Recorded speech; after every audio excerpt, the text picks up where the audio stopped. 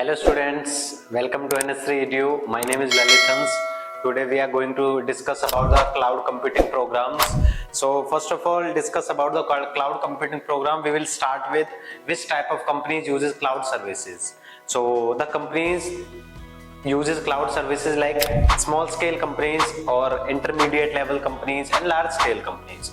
If I talk about the small scale companies, small scale companies uses their data center, but the large scale companies uses cloud services like storage, load balancer also known as elastic load balancer.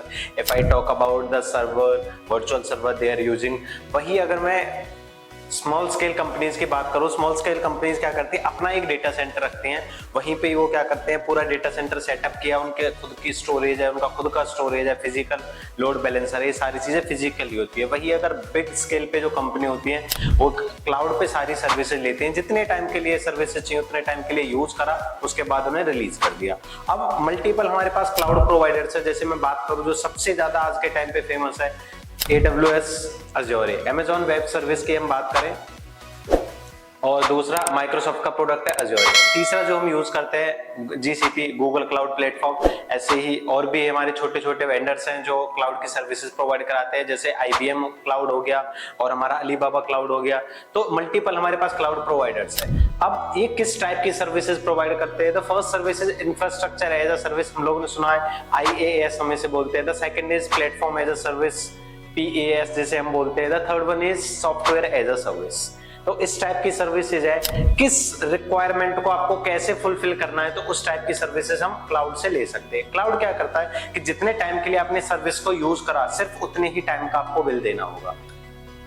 With the internet we can access the cloud from anywhere. ऐसा नहीं है अगर मैं सिर्फ अपने location पे हूँ, सिर्फ इसी लोकेशन से मैं क्लाउड को एक्सेस कर सकता हूँ, किसी भी लोकेशन से मैं क्लाउड को एक्सेस कर सकता हूँ।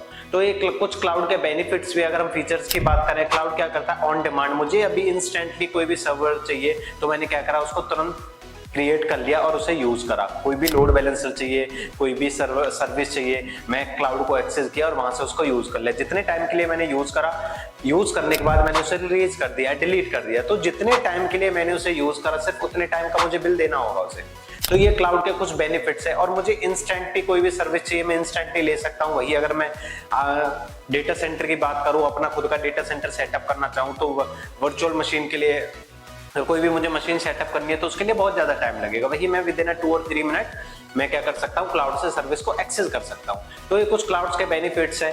तो ऑन डिमांड करता है, स्केल इन स्केल आउट भी कर सकते हैं विद आर रिक्वायरमेंट। अगर मुझे ज्यादा सर्वर चाहिए तो मैं सर्वर क्रिएट भी कर सकता हूँ, मुझे कम सर्वर चाहिए सर्वर कम भी रख सकता हूँ as per our requirement. So that's all for today, thank you.